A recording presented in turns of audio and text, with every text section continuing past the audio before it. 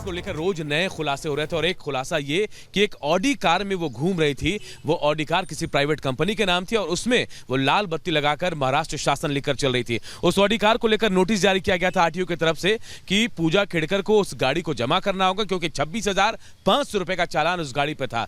देखिए यही वो ऑडी कार है। देखिए इसका नंबर भी हम आपको दिखा रहे हैं, MH12AR 7000 यानी 7000। ये शौक है। देखिए पूजा खेड़कर के घर में और भी गाड़ियां जो 5000 के नंबर 7000 के नंबर की ऐसी गाड़ियां हैं और यही वो गाड़ी है जिसको लेकर नोटिस जारी किया गया था। 26,500 का चालान था। यहां लाल पीली नीली बत्तियां लगाकर घूम रही थी क्योंकि प्रोबेशनरी IAS ऑफिसर है पूजा खेड़कर, उनको इजाजत नहीं थी लेकिन इसके बावजूद इस गाड़ी का इस्तेमाल कर रही थी। वो महाराष्ट्र शासन इसमें लिखा हुआ था लेकिन फिलहाल देखिए यहां से तो ना लाल नीली बत्ती है और ना ही महाराष्ट्र शासन कहीं लिखा हुआ है। और सबसे बड़ी बात कि इस गाड़ी को लेकर जो चालान 26,500 का था उसे लेकर जानकारी ये मिल रही कि पूजा के परिवार वालों ने, उसके पिता ने हालांकि चालान भर दिया 26,500 का, लेकिन उसके बावजूद आरटीओ ने निर्देश जारी किया था कि इस गाड़ी को जमा करना होगा क्योंकि आगे छानबीन करनी है, जांच करनी है।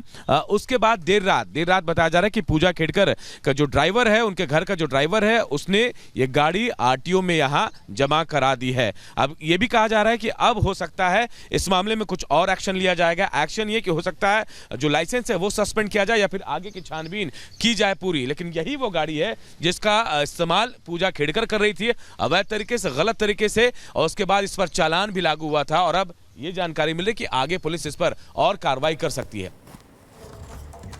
की रिपोर्ट आप देख रहे थे, लेकिन बता दें आपको कि इससे पहले आज सुबह भी पुणे पुलिस खेड़कर परिवार के घर पहुंची थी, लेकिन घर पर खेड़कर परिवार का कोई भी सदस्य मौजूद नहीं था। बता दें आपको कि लगातार नोटिस देने के लिए पुलिस की ओर से प्रयास किए जा रहे हैं। जब नोटिस नहीं दे पाई पुलिस क्योंकि फैमिली का कोई भी मेंबर घर पर नहीं मिला, तो उसके बाद घर पर ही नोटिस चस्पा करके पुलिस वहां से चली गई, जिससे कि इस बात की जानकारी खेड़कर परिवार को हो सके, पूरे मामले की जानकारी, साथ ही उनसे पूछताछ की जा सके। क्योंकि एक तरफ मनोरमा खेड़कर को लेकर पुलिस लगातार छानबीन तलाश कर रही है, वहीं दूसरी ओर hand to hand police notice देना चाहती है, जैसे कि इस पूरे मामले की पूछताछ खेड़कर परिवार से, खासतौर पर पूजा खेड़कर, मनोरमा खेड़कर से की जा सके। पूजा खेड़कर को भी इसके पहले इस पूरे मामले की जांच के लिए उनके खिलाफ भी कमेटी गठित कर दी गई है जो पूरे मामले की जांच कर रही है। वहीं दूसरी ओर उनकी मां मनोरमा खेड़कर की तलाश भी लगातार की जा रही है, जिनका पिस्टल लेकर वीडियो वायरल हुआ था और अब उसी मामले में नोटिस चस्पा किया गया है।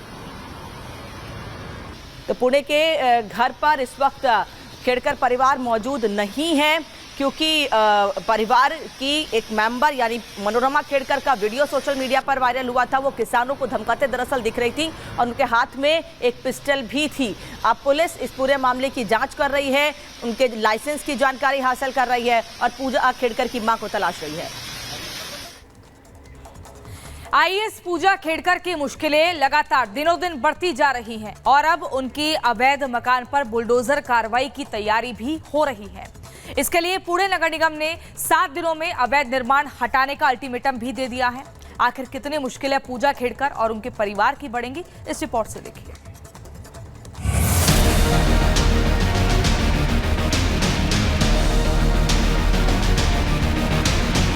पूजा खेड़कर के घर चलेगा बुलडोजर। पूजा खेड़कर की मां मनोरमा को PMC का 7 दिन का नोटिस। पूजा की मां मनोरमा खेड़कर का पिस्तौल लहराना भारी पड़ गया। पुणे पुलिस ने उनके और उनके पति के खिलाफ केस दर्ज किया है। मतलब अब पूजा की मां और पिता की गिरफ्तारी भी हो सकती है। इस वीडियो के सिलसिले में जिस व्यक्ति के साथ ये वाकया हुआ है उस व्यक्ति को हमने ट्रेस किया है, उसको वेरीफाई किया है और अभी वो पुलिस स्टेशन गया है। जो भी अपनी लीगल FIR देगा, कंप्लेंट देगा, वो हम रजिस्टर करेंगे और आगे लीगल एक्शन। यानी IAS पूजा खेड़कर चौतरफा मुश्किलों में है। पूजा पर बर्खास्तगी की तलवार लटक रही है। पूजा के माता पिता पर भी केस दर्ज हो गया है। पुणे महानगर पालिका ने 7 दिन के भीतर निर्माण तोड़ने की चेतावनी दी है। यानी अवैध निर्माण नहीं तोड़ा गया तो पूजा के घर बुलडोजर चल सकता है। दरअसल पूजा के माता पिता पर आरोप डराने धमकाने के हैं। एक किसान ने पुणे के पौंड थाने में FIR दर्ज कराया है। मां मनोरमा और पिता दिलीप पर केस दर्ज हुआ है। इनके अलावा 5 और लोगों पर केस दर्ज कराया गया है। सभी पर आर्म्स एक्ट की धाराओं में केस दर्ज हुआ है। इस बीच पूजा की मां के घर पर एक नोटिस चिपकाया गया है जिसमें उन्हें अवैध निर्माण तोड़ने का अल्टीमेटम दिया गया है। पूजा की परेशानी यही खत्म नहीं होती।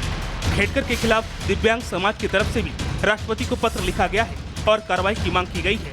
एक तरफ बर्खास्त की तलवार, दूसरी तरफ बुलडोजर एक्शन की तैयारी और इधर राष्ट्रपति से कार्रवाई की मांग। खबर है कि खुद को चारों तरफ से घिरा देख पूजा खेडकर खुद अंडरग्राउंड हो गई है। एक साल पहले का ये पूरा मामला है। 5 जून को जब पिछले साल पूजा खेडकर की मां अपने तमाम बाउंसर्स के साथ किसान के पास पहुंचती हैं और उसे धमकाती हैं कि वो अपने इस आसपास के खेत को जो है वो खाली कर दे। जिसके बाद जो मुंबई पुलिस के सुपरिटेंडेंट हैं उन्होंने इस बात का जिक्र भी किया कि 1 साल पहले भी इस पूरे मामले को लेकर किसानों ने शिकायत की थी, लेकिन उस शिकायत में पिस्टल का जिक्र नहीं किया गया था। लेकिन इस बार जब किसान पहुंचते हैं पुलिस के सामने तो बताते हैं कि कैसे वो तमंचा लहराते हुए उनके पास पहुंचती हैं, उन्हें धमकाती हैं और उनका जबरन खेत कब्जा करने की कोशिश करती हैं। तो अब ये तय है मुश्किलें बढ़ेंगी।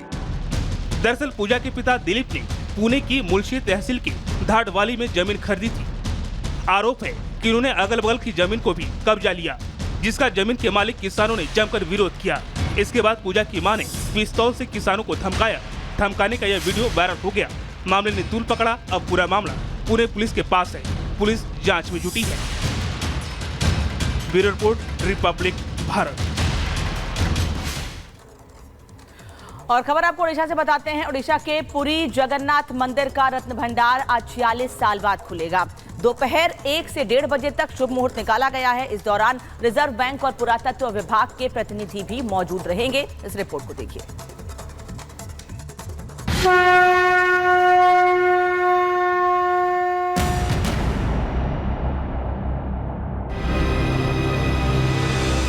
जय जगन्नाथ।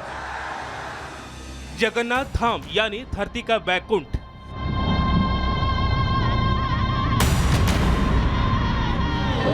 जगन्नाथ धाम यानी श्री क्षेत्र।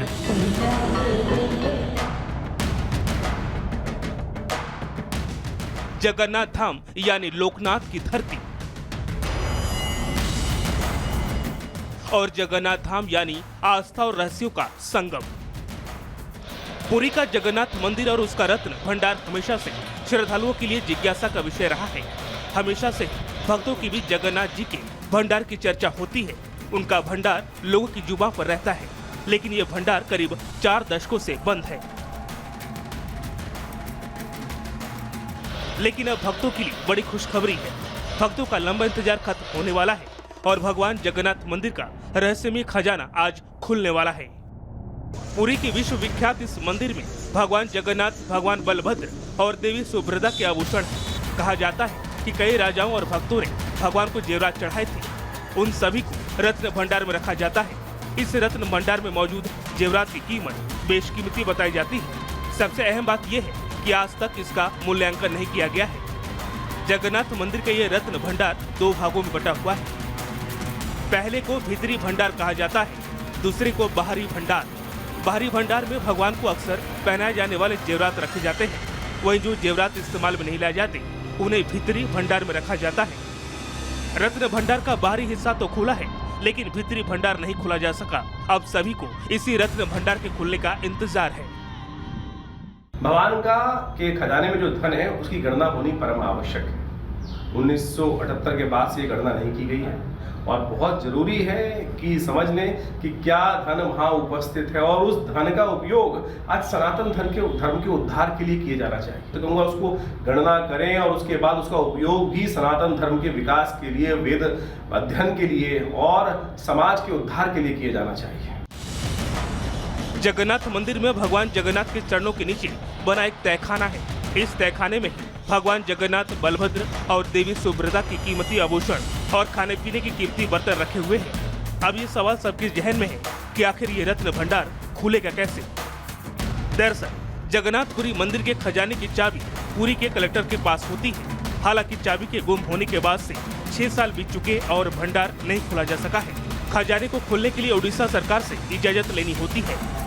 जो भी चीज खजाने में